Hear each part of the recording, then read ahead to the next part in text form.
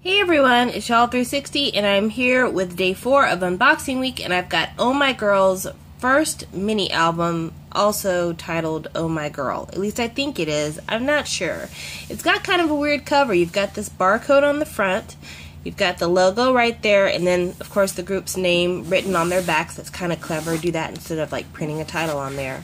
Then you've got the spine, and it doesn't really say that that's what this is named. And then the actual back, and you know the barcode was in the front, so it's kind of interesting how the cover is done. It's a little bit different. Here is the track list here. First song being Oh My Girl, second song is Cupid, third song Hot Summer Nights, and then the fourth song has a Hangul title that I don't know how to read, so I can't even tell you about it.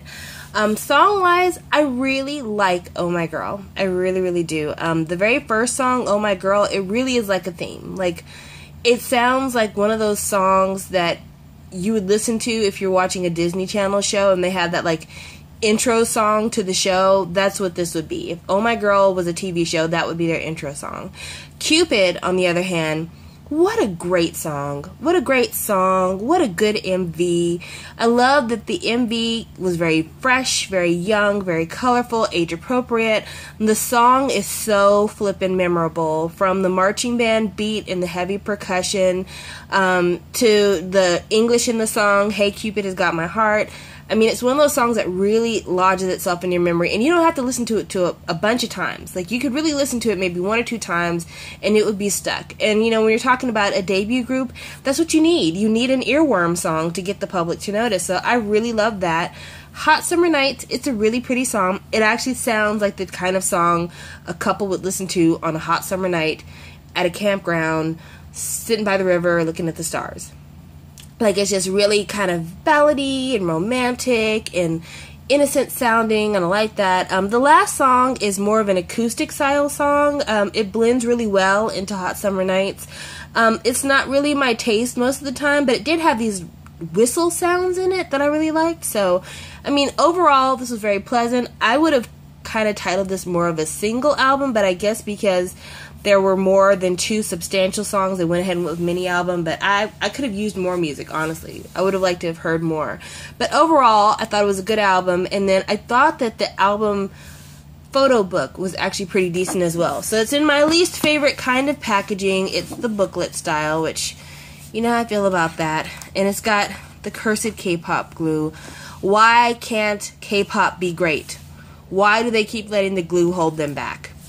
Luckily though, I flipped through this a few times and it hasn't quite fallen apart on me, so I think it'll be okay, but yeah. Ugh.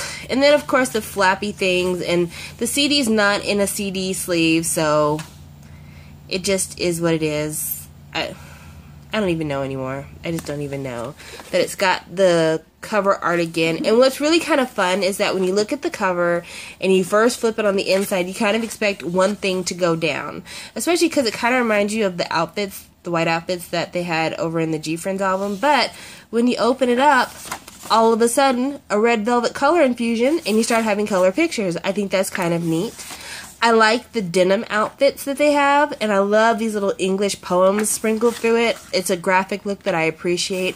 It's something that Sistar does a lot. They do like really cool pictures and then like cool graphic words printed across the pictures. This is my favorite, Benny. I don't know why she's my favorite. She just is. There's something about her. I really like that girl. Some more cool pictures. More of these denim outfits. And then after you get through kind of this group section here, and all their names. That's a cute little thing to do. Then you start getting more color. I like that. I think it's very age appropriate as well. Silly girl, what are you doing? But yeah, I like it a lot. I just think it's really cute. And then in between these kind of pages, there's group profile pages. The only thing I didn't like about it is that there's 2 big photos like this, and then there's a bunch of pages of the 8 different girls' profiles, and then it does some more of these big pictures, which I think they should have done it to where like there's the big picture of the member on one side and the profile picture of the other. But I think there's a reason why they did it like this, because I think that these profile pages are supposed to be ripped out. I don't know if any of you have this album, but if you get this album and you were to open it up to this section, the profile pages have a different texture than the pages of the photo book. Almost like a linen or a parchment feel to them. So I wonder if you're supposed to take that out of here, like rip it out, which if you are rich enough to rip out pages of your albums, you're better than I am. I can't do it. So I didn't understand that, but still, like, that's my only legitimate complaint about the photo book. Look at my fave. Isn't she adorable? Look at that Punim. She's so cute. And then there's more of the pictures of them in the white outfits, which, you know, when you've got 8 girls and their title has, like, the title for the group has 8 letters, why not do something like that? I think that's a smart idea. But yeah, that's their photo book, and I'm glad that this was the last one that I did for the unboxing week, because I felt like after the last 2 videos, it was getting extremely negative here on the channel, so I'm glad to finish it on a positive note. And this is the photo card I got. I wish they had printed the name of the member on the photo card, because it is a debut group and you kind of want to know who you have. But I was able to look in the photo book and tell that this was Aaron, so I'm okay with that. But yeah, I'm glad to end it on a positive note. I know that I can be a little hard sometimes, but that's just kind of the way I am. It's not that I dislike things, it's just I feel like when you spend your money on something, you have a right to make commentary on what you're spending your money on, for better or for worse. Not saying that you should slander people's personalities or you should say things that are obviously unkind and untrue, but I do feel like if I buy money and I criticize your packaging, it's because I paid for it, so I have a right to do that. If I buy your album and I feel like I don't have good content, I'm allowed to do that because I paid for it. If I'm not paying for it, I can definitely keep my mouth shut, so there you go. But yeah, I'm glad to be ending on a positive note, and I'm glad that I did this first 4 days of unboxing week on debut girl groups, because I feel like the state of K-pop girls has been kind of iffy lately. You know, I feel like a lot of the girl groups that were really popular last year were girl groups that had been in the game forever. Like girl groups that were at least past the 2-year mark. And I think it's because there just weren't very many strong girl debuts.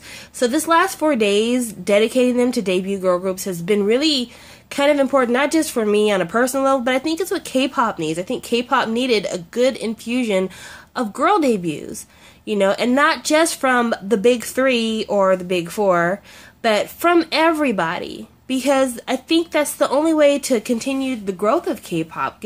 K-pop can't get new followers and fans if you don't have new faces. You know, so I think it really does the art well.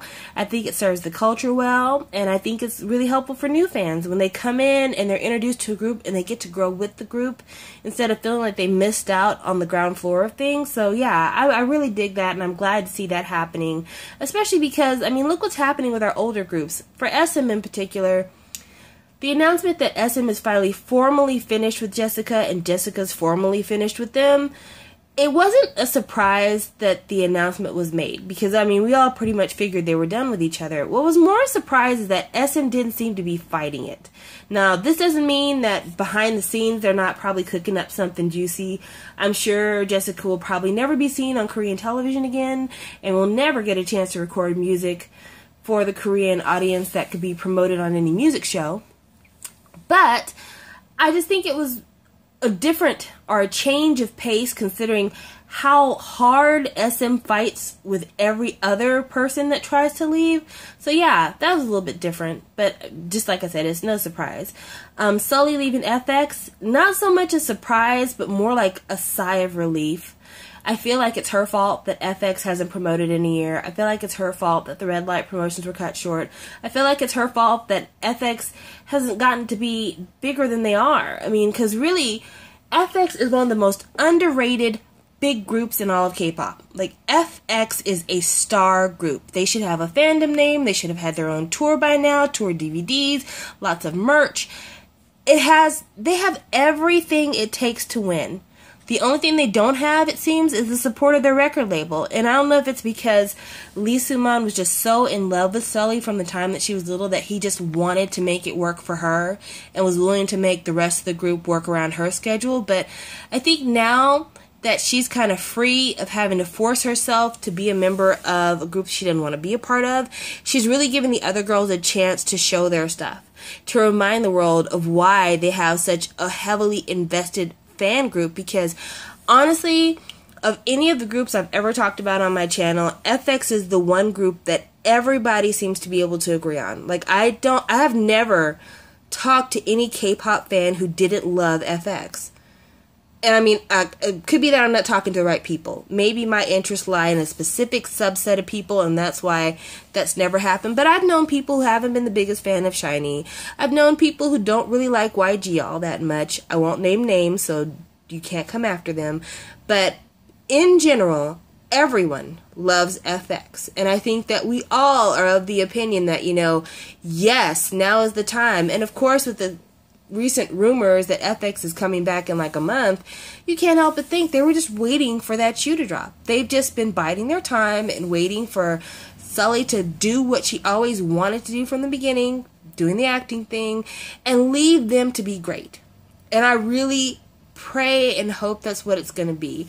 If FX comes back with a flop song, I'm going to be so pissed at SM because it's going to feel like they did that shit on purpose, because they've been so great for so long, and I really don't see where Sully is the reason why they've been so great, that for them to flop now out of nowhere would make no sense. So yeah, I expect greatness. I'm expecting a fandom name any day now. I'm expecting a Japanese big debut instead of this recycled shit they gave to Japan, and I'm just expecting big things from FX. I feel like the chains are off, so I'm ready for them to go. But yeah, K-pop girlhood, womanhood, girl power, I'm ready for it, and I'm appreciative of the new groups that are coming up. I wish them nothing but success. Even if I didn't particularly like them myself, I wish success for the audiences that do like them. And yeah, I look forward to day 5 of Unboxing Week. Talk to you guys later. Bye.